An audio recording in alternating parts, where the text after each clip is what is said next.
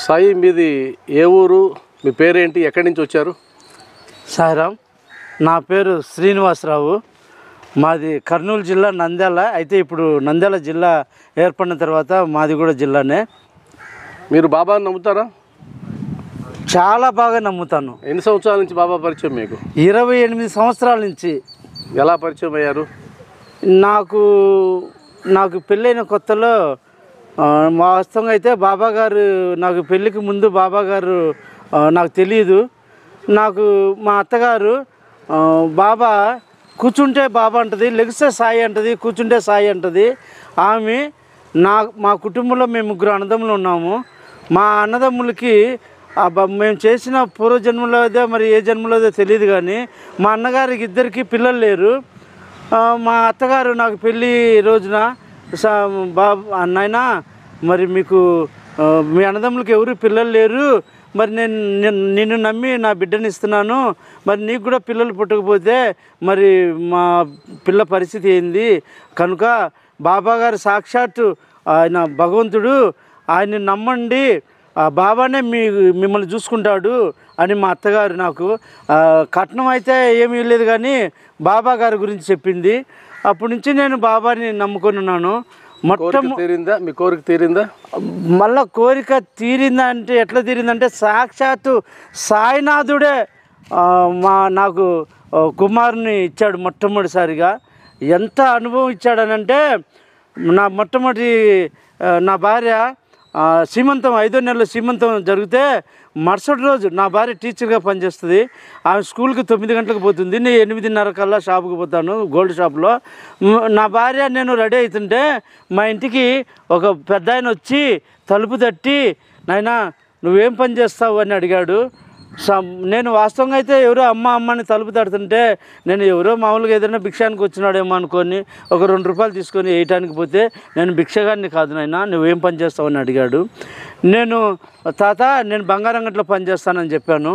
నాయనా పని చేస్తే నీకేమొస్తుంది, నువ్వు ఏదన్నా సొంత వృత్తి లేకపోతే సొంతంగా ఏదన్నా వ్యాపారం పెట్టుకుంటే నీ రేపు పొద్దున పిల్లాజల్లో పుడితే నువ్వు కుటుంబాన్ని అభివృద్ధి చెందుతావు, కనుక నువ్వు సొంతంగా ఏదన్నా ప్రయత్నించని నాకు చెప్తూ ఉంటే, నా భార్య శాటలో బియ్యంలో రాళ్ళు ఏరుకుంటూ కూర్చొని నా భార్యని, నా భార్య ముఖం చూసి, ఈ సంవత్సరము డిసెంబర్ 27 మగపిల్లడు పుడతాడు, సాయి అని పెట్టుకోమని చెప్పి మళ్ళీ మరుక్షణమే కంటికి కనపడలేదు. మెయిన్ రోడ్లో ఉన్నాము.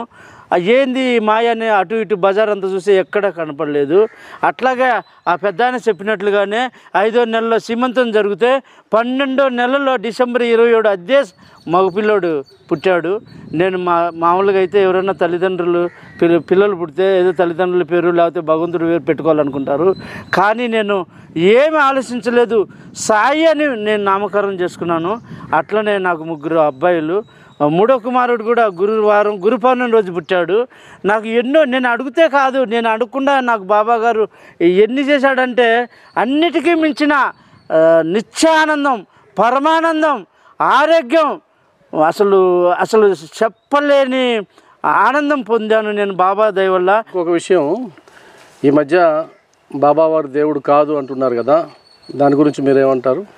వాళ్ళకి బాబా గురించి బహుశా పెద్దగా తెలియకపోవచ్చు. తెలియని వాళ్ళు మాత్రమే అలా వితండవాదం చేస్తారు. బాబా భగవంతుడే కాదు, భగవంతుడు మించిన గురువు, సద్గురువు.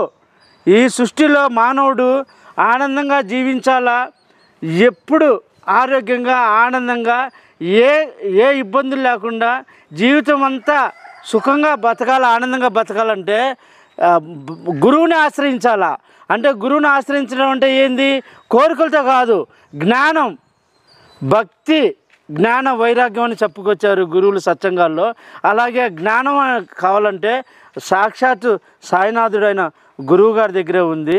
భగవంతుని కోరుకుంటే ఏదన్నా ఆస్తులు, అంతస్తులు, లేకపోతే బంగారు, ప్రాపంచిక సంబంధించి ఏదన్నా ఇవ్వగలగరేమో, కానీ మానవుడు కావాల్సిన జ్ఞానం మాత్రం ఒక గురువు దగ్గరే దక్కుతుందని నేను తెలుసుకున్నాను.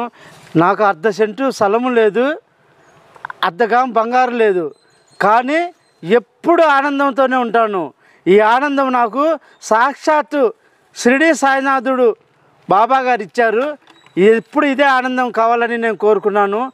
ప్రాపంచకు సంబంధించినది అదంతా తుచ్చమైనది.